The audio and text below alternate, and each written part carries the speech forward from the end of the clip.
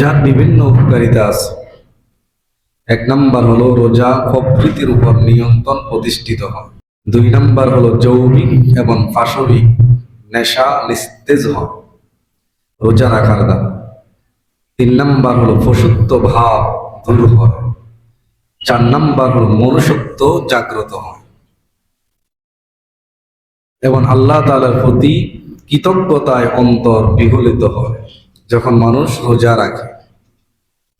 পাঁচ নাম্বার হলো রোজা মানুষের জন্য ডাল স্বরূপ। আসিয়ামু জুন্নাতুন, রোজা হলো ডাল। যখন সেনা যখন যুদ্ধের ময়দানে যায়, সৈন্যবাহিনী অন্য সৈন্যবাহিনী থেকে আত্মরক্ষার জন্য তারা ডাল ব্যবহার করে।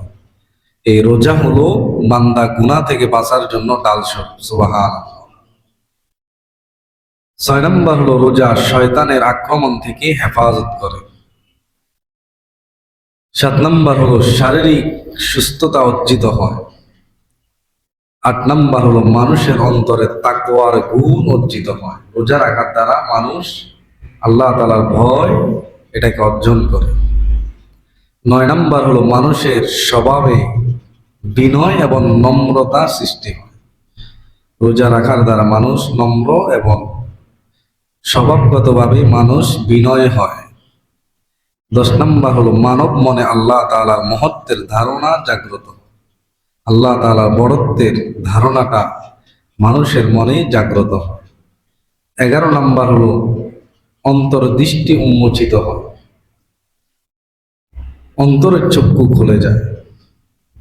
12 নম্বর হলো দূরদর্শিতা প্রখর হয় রোজা রাখার দ্বারা। 13 নম্বর হলো মানুষের মধ্যে এক প্রকার রুহানি শক্তি অর্জিত হয়। রুহানি শক্তি, সবচেয়ে বড় শক্তি হলো রুহানি শক্তি, যেটা আপনি দেহের শক্তি দ্বারা পারবেন না, ওই কাজটা রুহের শক্তি দ্বারা করা সম্ভব। এই শক্তিটা অর্জন হয় রোজা রাখার দ্বারা। 14 নম্বর হলো মানুষের মধ্যে প্রবৃত্ত এবং মহত্ববোধের প্রতি ভালোবাসা তৈরি হয়, মানে আল্লাহ তাআলার প্রতি ভালোবাসা কি হয়, তৈরি হয়। 15 নম্বর হলো রোজা রাখা আল্লাহ তাআলার প্রতি গভীর প্রেম এর অন্যতম নিদর্শন। কেননা যখন মানুষ কাউকে পাওয়ার জন্য চায় তখন সে দুনিয়ার সবকিছু ভুলে যায়। কেমন যেন বান্দা আল্লাহকে পাওয়ার জন্য সে খানা পিনা স্ত্রী সব ভুলে গিয়ে মাওলার দিদারে সেই পাগল। আল্লাহর ভালোবাসা তার মধ্যে কি হয়, তৈরি হয়। 15 নম্বর হলো রোজা রাখার দ্বারা আল্লাহ তাআলার ভালোবাসা তৈরি হয়। 16 নম্বর হলো রোজা মানুষের জন্য রুহানি খাদ্য তৈরি। যারা দুনিয়াতে রোজা রাখে না তারা কিয়ামতের দিন তারা ক্ষুধার্ত থাকবে, পিপাসুক্ত থাকবে, তাহারা খেতে পারবে না।